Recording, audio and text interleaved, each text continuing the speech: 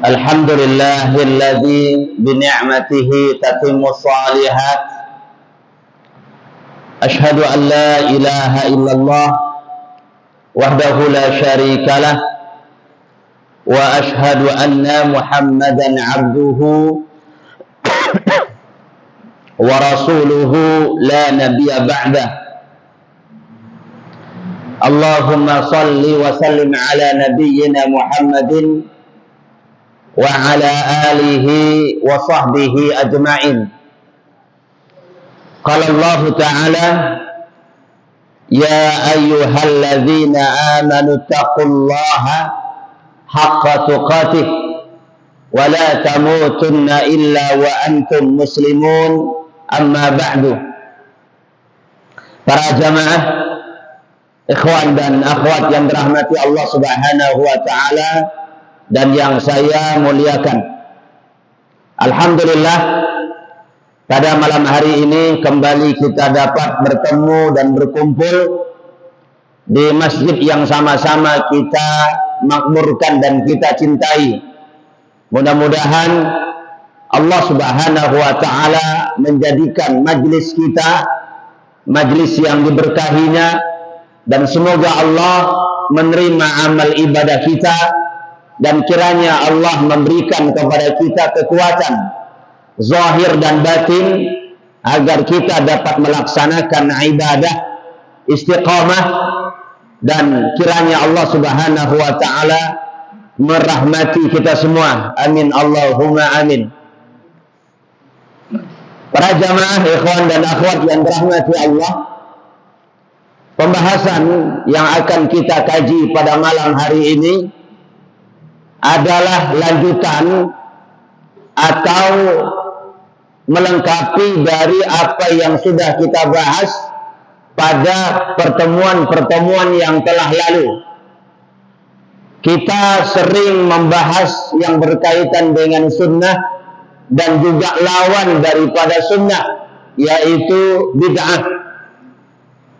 Pada pertemuan kita malam hari ini, kita akan mungkin melengkapi hal yang mungkin terjadi di kalangan kaum muslimin ketika mereka memahami hal yang berkaitan dengan sunnah dan juga bid'ah. Mungkin ada sebagian yang salah paham kalau seandainya dia mendengar sunnah ataupun bid'ah, sehingga kalau seandainya salah paham, salah memahami makna dari keduanya tersebut, lalu akibatnya, konsekuensinya, prakteknya pun juga salah. Ada yang salah memahami tentang sunnah, ada yang juga salah memahami tentang bid'ah. Orang yang salah pemahamannya tentang masalah sunnah ini biasanya muncul di kalangan orang-orang yang malas beribadah. Contoh umpamanya, amalkanlah sunnah Nabi, peliharalah jenggot, lalu angkatlah celanamu di atas mata kaki, karena semuanya itu adalah sunnah. Atau amalkanlah ini, amalkanlah itu, karena itu adalah sunnah. Lalu dia menjawab, kan cuma sunnah, bukan wajib. Lalu gimana? Ya tidak perlu. Mau diamalkan silakan, tidak diamalkan pun juga tidak masalah. Kenapa? Cuma sunnah. Berarti dia salah paham. Sebenarnya perkataan dia tersebut, hakikatnya apa yang ada pada dirinya cuma malas sebenarnya. Malas untuk melaksanakan ibadah. Ataupun mungkin dia merasa berat untuk melakukan dan mengamalkan syariat. Lalu hanya beralasan dengan kata-kata cuma sunnah, jadi tidak wajib, jadi boleh ditinggalkan. Atau ada orang yang salah paham tentang masalah bid'ah. Orang yang salah paham tentang masalah bid'ah ini banyak menghinggapi orang-orang yang semangat ibadah. Dia semangat ibadah, pengen banyak ibadah, pengen banyak berselawat, pengen banyak berzikir, pengen banyak melakukan amal saleh, tapi kebablasan. Lalu dia pun juga melampaui batas, sehingga apa-apa yang tidak disyariatkan dalam agama Islam tidak diperintahkan, tidak disunahkan, tidak juga ada dalilnya pun dia lakukan. Nah, ini kebablasan, terlalu rajin bahasa lainnya, tapi tidak sesuai dengan syariat. Jadi Islam dan para ulama-ulama kita, para jamaah telah menerangkan apa itu sunnah, apa itu bid'ah. Dan mudah-mudahan nanti kita akan bisa memahami semaksimal mungkin hakikat daripada keduanya tersebut, sehingga tidak salah paham. Para ikhwan, para jamaah, kita bahas dulu hal yang berkaitan dengan masalah sunnah. Ini sudah sering kita ulang-ulang,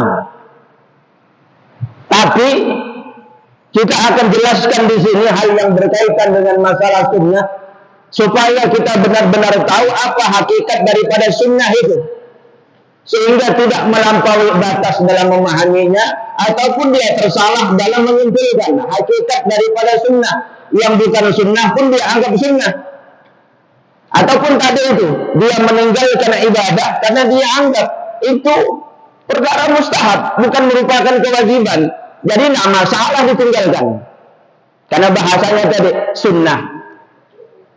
Bahasa sebagian orang sunat, ya, bahasa lain sunnah. Para ikhwan, para jamaah, apa yang dimaksudkan dengan sunnah? Kita bahas dua sajalah hal yang berkaitan dengan masalah sunnah, dan itu nanti kaitannya dengan berbagai macam hal praktek-praktek di lapangan. Sebagian di antara orang-orang Islam keliru dan salah memahami baik itu sunnah ataupun bid'ah. Lalu nanti akan kita jelaskan seperti apa sebenarnya. Kesalahan-kesalahan ini tidak boleh untuk dibiarkan, karena nanti fatal akibatnya. Apa yang dimaksudkan dengan sunnah? Ada dua, sunnah secara bahasa, sunnah secara istilah syar'i. Pertama, sunnah secara istilah syar'i. Afwan, secara bahasa dulu. Sunnah lughatan, secara bahasa. Apa yang dimaksudkan dengan sunnah secara bahasa? Yang sering kita ucapkan, yang sering kita dengar, sunnah Nabi. Ada lagi kajian sunnah, ada lagi dakwah sunnah, istilah-istilah itu kan. Ada lagi apa? Ustadz sunnah. Ya, sebagian mereka ngolok kalau ada ustadz sunnah berarti ada ustadz wajib. Ada juga ustadz makruh, ada juga ustadz haram. Ya, apa yang dimaksudkan dengan kajian sunnah, dakwah sunnah? Nah, di sini nanti akan kita lihat. Sunnah secara bahasa artinya adalah tariqah, tariqah al-wadih, jalan yang terang. Sunnah secara bahasa artinya adalah jalan, atau bisa juga diartikan apa? Sistem, atau bisa juga diartikan cara. Tapi secara umum kalau dikatakan sunnah artinya adalah at-tariqah, dia adalah sebuah jalan. Dalilnya adalah sabda Rasulullah sallallahu alaihi wasallam. Nah, kita lihat Nabi sallallahu alaihi wasallam menyebutkan satu buah hadis yang di situ akan kita ketahui hakikat daripada sunnah secara bahasa. Dalam hadis yang dikeluarkan oleh Imam Muslim dari sahabat Abu Amr Jabir bin Abdullah radhiyallahu taala anhu, Nabi sallallahu alaihi wasallam bersabda, apa kata Rasulullah? Man sanna sunnatan hasanatan fil Islam falahu ajrun wa ajrun man amila biha. Kata Nabi sallallahu alaihi wasallam, barang siapa yang melakukan sebuah sunnah yang baik, sunnatan hasanatan, sunnah yang baik, fil Islam, dalam agama Islam, maka dia akan mendapatkan pahala. Dan pahala bagi siapa yang telah melakukan atau orang yang telah mengikuti dia. Dia dapat dua pahala. Pahala amalan sunnah yang dia lakukan, dan juga pahala siapa yang mengikuti dirinya. Man sanna sunnatan hasanatan fil Islam. Siapa yang mengamalkan satu sunnah. Sunnah ini sunnah yang hasanah dalam agama Islam. Para jamaah, terjemahan lainnya, makna lainnya, siapa yang telah mendorong sebuah kebaikan, membuka jalan kebaikan bagi orang lain, dan kebaikan itu disebut dengan sunnah hasanah dalam agama Islam, maka dia akan dapat pahala. Pahala untuk dirinya dan pahala siapa yang mengikuti dirinya tanpa mengurangi pahala siapa yang mengikuti dirinya. Lalu Rasulullah juga menyebutkan, man sanna sunnatan sayyi'atan. Barang siapa yang telah melakukan sebuah sunnah yang sayyi'ah, sunnah yang jelek, sunnah yang buruk. Lalu kata Nabi sallallahu alaihi wasallam, kana alaihi wizrun, dia akan dapat dosa. Wa wizrun man amila biha, dan dosa bagi siapa yang mengikuti dirinya. Di sini para ikhwan, para jamaah, poin pertama Nabi sebutkan sunnatan hasanatan. Poin yang kedua sunnatan sayyi'atan, sunnah yang jelek. Tapi di awalnya Nabi katakan, man sanna, siapa yang menyunnahkan, siapa yang berbuat sunnah. Ini umum, bisa sunnah yang baik, bisa sunnah yang jelek. Berarti makna dari sunnah itu adalah apa? Tariqah, jalan, membuka jalan, memberikan jalan, mendorong seseorang untuk melakukan sesuatu. Itulah makna daripada as-sunnah. Ya. Lalu ikhwan para jamaah, dalam hadis ini kita bisa mengambil faidah, dan kita juga bisa mengambil beberapa kaidah-kaidah dasar dalam agama Islam untuk memahami sunnah dan bid'ah. Lihat, Rasulullah sallallahu alaihi wasallam bersabda, man sanna sunnatan hasanatan, siapa yang telah membuat satu jalan sunnah yang hasanah. Hadis ini tidak sama sekali untuk menunjukkan adanya bid'ah hasanah. Karena sebagian orang melakukan bid'ah hasanah, dalilnya ini hadis Imam Muslim. Siapa yang membuat satu amalan sunnah hasanah, jelas kalimatnya bukan bid'ah hasanah, bukan. Karena tidak katakan man sanna bid'atan hasanatan, bukan. Bid'atan hasanatah, bukan. Tapi sunnah hasanah, sunnah yang baik. Jadi hadis ini tidak menunjukkan sama sekali adanya bid'ah hasanah. Kenapa? Ikhwan para jamaah, pertama buktinya, ya, pertama buktinya, Nabi Shallallahu Alaihi Wasallam katakan, man sanna sunnatan hasanatan fil Islam. Siapa yang dia telah mengamalkan satu sunnah yang baik dalam Islam. Jadi batasannya jelas. Apa batasannya? Fil Islam. Kata-kata fil Islam itu menunjukkan amalkan yang Islam, yang datang dari Islam, yang diajarkan dalam Islam. Yang di luar Islam jangan diamalkan, karena dibatasi oleh Nabi fil Islam. Ya, kalau sudah batasannya fil Islam, maka selain daripada Islam tertolak.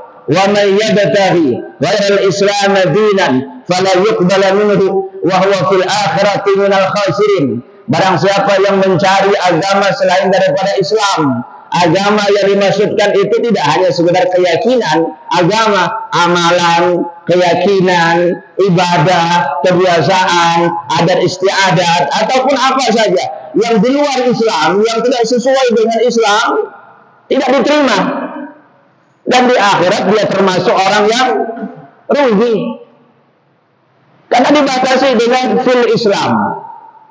Itu yang pertama. Yang kedua, asbabul wurud dari hadis ini. Sebab diucapkannya hadis ini. Kenapa Nabi SAW bersabda, "Man sanna sunnatan hasanatan fil Islam." Dia dapat pahala dan dapat pahala bagi siapa yang telah mengikutinya. Sebab Nabi mengucapkan hadis itu, ada Bani Mudar yang hijrah dari Mekah ke Madinah dalam keadaan miskin, tidak punya apa-apa, nyaris pakaian pun seadanya, bahkan disebutkan nyaris telanjang. Kenapa? Tidak punya pakaian, apalagi makanan. Pakaiannya itu hanya kain tabal dilubangi tengah-tengah, dimasukkan, palak dimasukkan. Nah, itulah pakaiannya yang dia datang dari Mekah ke Madinah. Tidak punya apa-apa. Lalu Nabi SAW menganjurkan siapa yang mau sedekah dengan mereka ini, siapa yang mau berinfak, kasih makan. Lalu berinfaklah seorang sahabat. Melihat sahabat ini berinfak, sahabat yang lain ikut juga berinfak. Lalu Nabi mengatakan, "Man sanna sunnatan hasanatan fil Islam." Siapa yang telah memulai menganjurkan sebuah sunnah yang baik dalam Islam, maka dia dapat pahala. Itu asbabul wurudnya. Berkaitan dengan apa? Berkaitan dengan sedekah. Nah, sekarang ditanya, sedekah diperintahkan tidak dalam Islam? Disyariatkan ataupun tidak? Oh, sepakat kita. Sedekah, infak, berbuat baik kepada orang, kasih makan orang, sepakat kita, disunahkan dalam agama Islam. Disunahkan dan dianjurkan, sepakat. Apakah sedekah itu bid'ah? Bukan. Sedekah bukan bid'ah. Bukan sesuatu yang baru yang dilakukan oleh sahabat. Ya, sedekah itu disyariatkan, makanya sahabat itu melakukan, lalu diikuti oleh sahabat-sahabat yang lain. Maka begitulah Nabi tegaskan, dia dapat pahala dan pahala siapa yang telah mengikuti dirinya. Para ikhwan, para jamaah yang rahmati Allah. Jadi hadis ini tidak berkaitan dengan adanya bid'ah hasanah. Dan kalau kita berbicara tentang masalah sesuatu yang dianggap baik, sesuatu yang diperkirakan itu adalah sesuatu yang baik, baik itu dikatakan sunnah hasanah ataupun sunnah sayyi'ah, itu yang berhak mengatakannya cuma Nabi. Artinya yang berhak menetapkan mana yang baik, mana yang buruk dalam Islam, itu hanya Rasulullah SAW melalui wahyu dari langit di sisi Allah Subhanahu wa Ta'ala. Jadi bukan berdasarkan pandangan, perkiraan ataupun pendapat kita. Oh, ini baik, tidak apa-apa, boleh diamalkan. Karena ada amalan di zaman sahabat yang dianggap oleh sahabat itu baik. Ada enggak?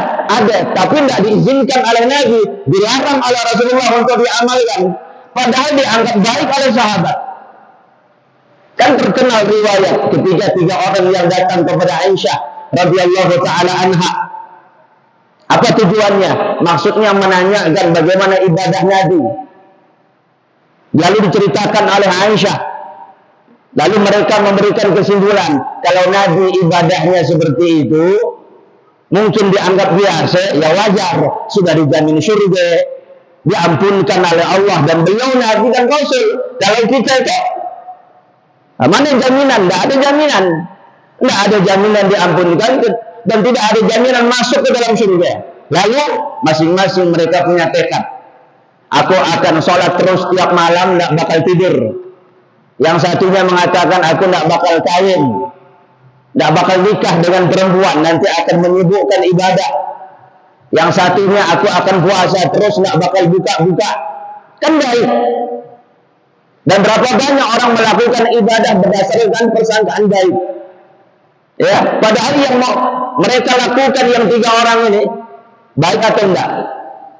Menurut logika kita kan bagus. Puasa, salat malam, apalagi ibadah, lalu enggak nikah-nikah karena supaya lebih fokus. Banyak orang ibadah di zaman sekarang semalam suntuk di sebuah kamar, dia berzikir, dengan zikir dia tidak keluar dari kamarnya ya selama 40 hari 40 malam, salat Jumat pundaan, apalagi 5 waktu ke masjid. Dianggapnya itu sebuah kebaikan. Tapi 3 orangnya ini ditegur oleh Nabi Sallallahu Alaihi Wasallam, man ghaiba an sunnati falaysa minni. Jadi hal-hal yang seperti ini para jamaah, untuk menganggap baik semua ibadah itu bukan haknya kita, tapi haknya Rasulullah Sallallahu Alaihi Wasallam. Kalau kita menganggap baik sebuah ibadah berdasarkan pandangan kita, pertama menganggap baik itu sifatnya relatif. Baik menurut kita belum tentu baik menurut kawan. Bagus menurut kita belum tentu bagusnya kawan. Yo ada zikir kukarang yo bagus yo. Ya, dibacalah kawan kita. Oh, menurut kurang teh zikirmu teh. Lapas Allahnya kurang. Tambah aja lah. Padahal itu zikir. Ya, lalu ditambahi. Akhirnya ada selawat kubuat. Aku karang-karang. Bagus lapasnya bagus. Menurut dia, kata kawannya itu kurang lengkap. Tambahi aja lah.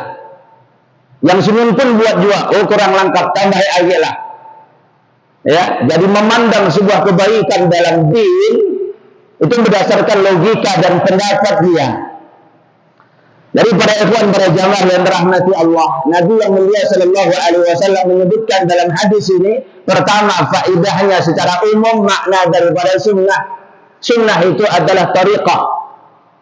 Ya, jadi sunnah itu kalau dikatakan ada 2 benar. Ada sunnah hasanah, ada sunnah sayyi'ah. Nabi yang langsung sabdakan. Tapi kalau dikatakan bid'ah ada 2. Ada yang sayyi'ah dan ada yang hasanah. Padahal Nabi tidak pernah katakan ini perlu kepada dalil yang kuat, hujjah yang kokoh untuk menetapkan sesuatu. Kenapa? Karena jelas Nabi mengatakan kullu bid'atin dhalalah. Lalu tiba-tiba ada pembagian. Ini dia harus bertanggung jawab untuk menyampaikan hujjah dan dalil, untuk mengokohkan apa yang dia ucapkan.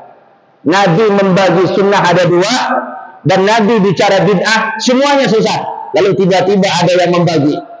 Maka harus diterangkan dan harus dijelaskan apa makna Anda mengatakan bid'ah itu hasanah dan sayyi'ah. Ya, ini makna bid'ah secara istilah bahasa, secara lughatan. Sekarang bid'ah secara istilah syar'i, bukan bid'ah ya, hasanah. Hasanah lagi, sunnah. Kita bicara tentang sunnah. Ya, tadi tentang sunnah secara bahasa. Sekarang sunnah secara istilah syar'i. Sunnah secara istilah syar'i, kata para ulama, kita kutip perkataan Syekh Abdul Muhsin Al-Abbad hafizahullah ta'ala dalam kitab Al-Hasus. Beliau menyebutkan kalau dikatakan sunnah atau kata-kata sunnah, maka dia paling tidak dikembalikan kepada 4 hal, atau maknanya ada 4 hal. 1, kalau dikatakan sunnah, maksudnya adalah thariqu Rasulullah sallallahu alaihi wasallam, jalannya Nabi sallallahu alaihi wasallam. Apa jalannya Rasulullah yang beliau tempuh, yang beliau tegak di atasnya? Apa? Al-Quran, wahyu dari langit, dan sunnah yang beliau terima dari Allah Subhanahu wa ta'ala. Apa yang diamalkan oleh para sahabat, yang diberikan rekomendasi, semuanya. Jadi bahasa lainnya apa? Sunnah itu bahasa lainnya adalah Islam itu sendiri. Apa yang dalam Islam, itulah sunnah. Apa yang dalam Islam, itulah sunnah. Ya.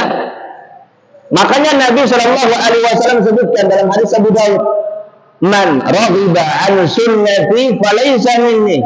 Siapa yang tidak senang dan membenci sunnahku, maka bukan termasuk golonganku. Hadis ini tidak hanya bicara tentang hadis Nabi, benci hadis Nabi, benci tentang sunnah Nabi, benci Al-Quran. Itu termasuk sunnah. Jalannya Rasulullah yang beliau dakwahkan, yang beliau ajarkan, mulai dari Al-Quran sampai sumber-sumber Islam, ijma'nya para sahabat, itu sunnah. Ya, itu makna yang pertama dari sunnah. Makna yang kedua dari sunnah adalah sesuatu yang disandarkan kepada Nabi Shallallahu Alaihi Wasallam secara umum. Ini nama lain dari hadis. Dari sunnah itu adalah ma'udifa ila Nabi Sallallahu Alaihi Wasallam min qaulin au fi'lin au taqririn au sifatin. Segala sesuatu yang disandarkan kepada Nabi Sallallahu Alaihi Wasallam, ucapan beliau, perkataan beliau atau perbuatan beliau, sifat dan persetujuan beliau, baik waktu beliau masih belum jadi Nabi ataupun sudah diangkat jadi Nabi. Semua yang disandarkan kepada Rasulullah Sallallahu Alaihi Wasallam. Lebih-lebih lagi ketika beliau sudah diangkat jadi seorang Nabi dan Rasul. Itu makna daripada sunnah. Jadi khusus, kalau bicara tentang sunnah, makna yang kedua ini khusus untuk Nabi saja. Al-Quran tidak masuk. Rangkaian Al-Quran tidak masuk. Untuk makna yang kedua, karena Nabi Shallallahu Alaihi Wasallam kadang-kadang memisahkan antara Al-Quran dengan Sunnah. Sebagaimana sabda beliau, ya, beliau Shallallahu Alaihi Wasallam pernah menegaskan, "Taraktu fikum amraini." Aku telah tinggalkan kepada kalian dua perkara. Berarti kan ada dua. Kemudian kata Nabi, "Idza tamassaktum bihima lan tadillu abada." Kalau kalian berpegang teguh kepada keduanya, kalian tidak pernah bakal tersesat, tidak bakal pernah menyimpang.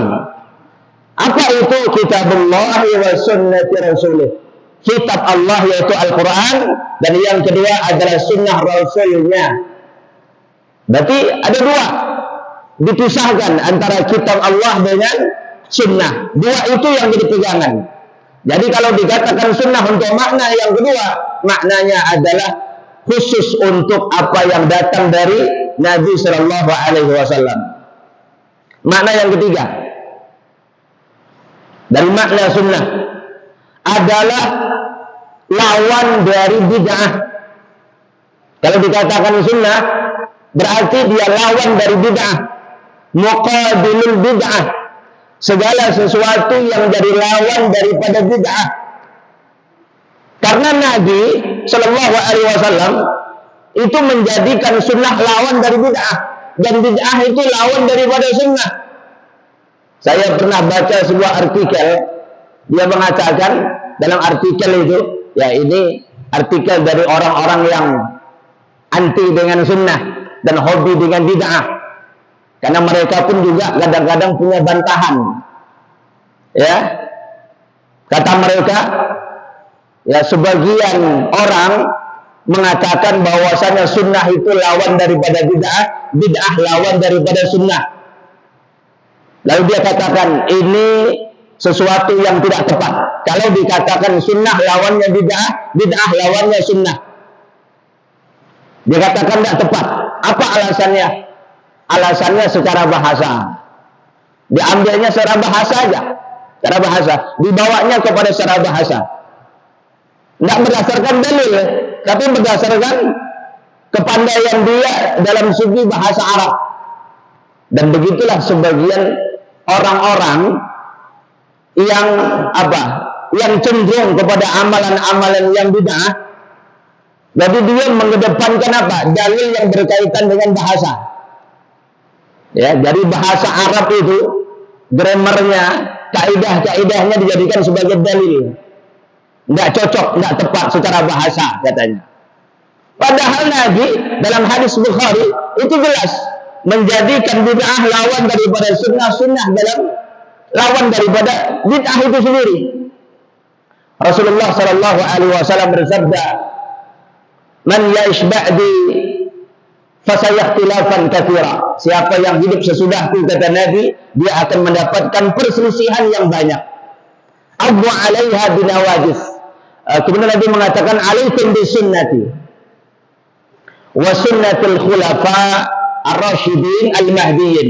Wajib bagi kalian berpegang teguh kepada sunnahku dan sunnahnya para sahabat.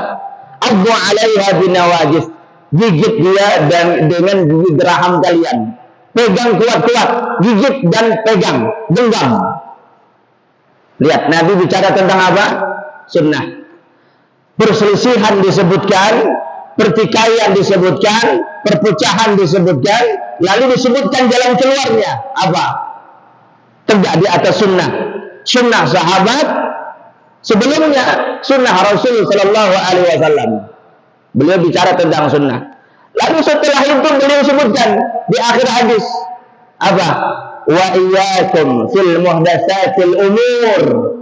Hati-hati kalian dengan perkara-perkara yang dibuat-buat dalam Islam. Apa itu? Bid'ah. Kenapa? Kata Nabi sallallahu alaihi wasallam, "Fa inna kulla bid'atin dalalah." Karena bid'ah itu adalah semuanya sesat. Ini lawan bid'ah, lawannya sunnah, sunnah lawannya bid'ah. Beliau menyebutkan bid'ah setelah sunnah disebutkan. Karena bid'ah ini lawan daripada sunnah yang bisa menghancurkan, yang memuat masalah yang pertama tadi. Man ya'ish minkum ba'di fasayakhtilafan katsira. Sebabnya adalah bid'ah. Maka untuk menyatukan kaum muslimin, maka kokohlah di atas sunnah. Ya, jadi makna bid'ah yang ketiga apa tadi? Muqabilul bid'ah, apa-apa yang dia merupakan lawan daripada bid'ah.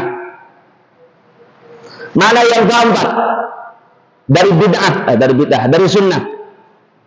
Makna yang keempat daripada sunnah adalah sesuatu yang disebut dengan nama lain mustahab, sesuatu yang hukumnya tidak wajib.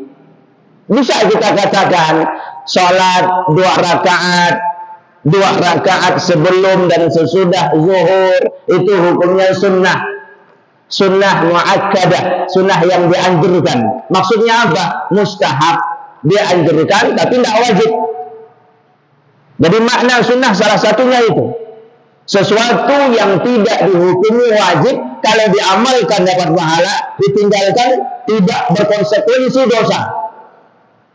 Jadi kalau sunnah itu sesuatu yang ditinggalkan, bukan dikatakan tidak apa-apa, tapi berkonsekuensi, tidak ada ancaman.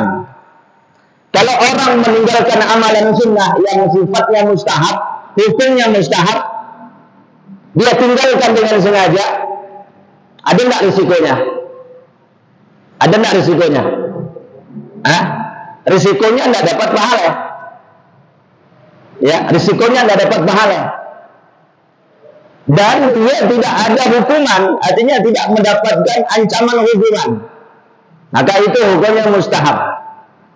Dari 4 itu para jamaah, kata Syekh, kalau seandainya dikatakan sunnah secara mutlak, ikutilah sunnah, amalkanlah sunnah, dakwahkanlah sunnah, kajian sunnah, apalagi majlis sunnah, apalagi tadi itu ustaz sunnah. Maksudnya kalau disebutkan secara mutlak seperti itu, maksudnya adalah makna yang pertama.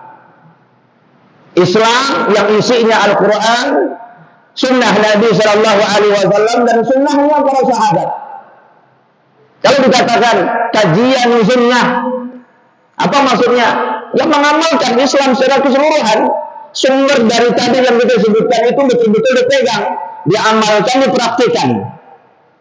Kalau dikatakan ustadz sunnah, maksudnya ustadz ini betul-betul komitmen terhadap Al-Quran dan sunnah.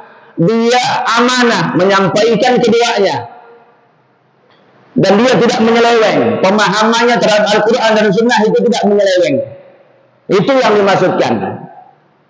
Ya, jadi ikhwan para jamaah, oleh karena itu hal-hal yang berkaitan dengan masalah pembahasan berkaitan dengan sunnah ini, kedua makna ini harus betul-betul kita pahami, baik itu secara bahasa ataupun secara istilah syar'i. Karena sebagian orang ada yang memahami salah terhadap makna daripada sunnah itu.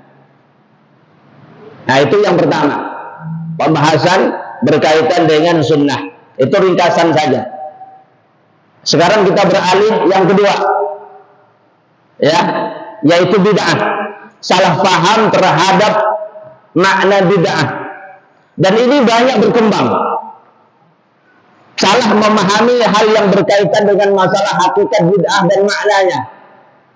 Ya, dan kesalahan ini bermacam-macam bentuk. Dan ini sebenarnya pernah kita bahas. Nah, cuman di sini mungkin kita akan lebih rinci lagi sedikit. Mungkin kesalahan-kesalahan yang sering terjadi, pemahaman orang tentang masalah bid'ah. Dan pada dasarnya, ikhwan para jamaah, seperti yang pernah kita sampaikan, pembahasan hal yang berkaitan dengan bid'ah ini pembahasan ilmiah, bukan pembahasan yang tanpa dasar. Karena ada sebagian orang ini alergi dengan bahasa bid'ah. Kalau sudah ada seorang dai, seorang ustadz, seorang muslim bicara tentang bid'ah, usana diamalkan itu bid'ah, ya, maka biasanya dicap macam-macam. Belum apa-apa, dah itu kalau dah ngomong bid'ah, dah pasti dah Wahabi. Dan tidak ada lain kecuali Wahabi dan Wahabi. Ya, bahasa lain tidak ada kecuali itu. Seolah-olah hanya Wahabi saja yang membahas bid'ah. Dan seolah-olah pembahasan bid'ah itu khusus untuk satu kelompok. Ya, pembahasan bid'ah ini pembahasan Islam. Dan semua kelompok harus membahasnya. Yang menyandarkan diri mereka kepada Islam harus dibahas. Harus dikaji dan dijelaskan tentang hal yang berkaitan dengan bid'ah ini. Ya, nah salah paham terhadap bid'ah ini banyak. Apa yang biasa terjadi? Para ikhwan, kesalahan yang seperti apa? Pertama adalah kesalahan memandang bid'ah itu ada dua macam. Ada yang sayyi'ah dan ada yang hasanah. Kalau ada yang berkata, Ustaz, bukankah Imam Syafi'i membagi bid'ah ada dua? Ada yang hasanah, ada yang sayyi'ah. Ya berarti Ustaz nyalahkan Imam Syafi'i. Kata siapa? Ya, kita mengakui Imam Syafi'i mengatakan bid'ah itu ada dua macam. Bid'atan. Bid'ah itu ada dua, kata beliau. Bid'ah hasanah, bid'ah sayyi'ah.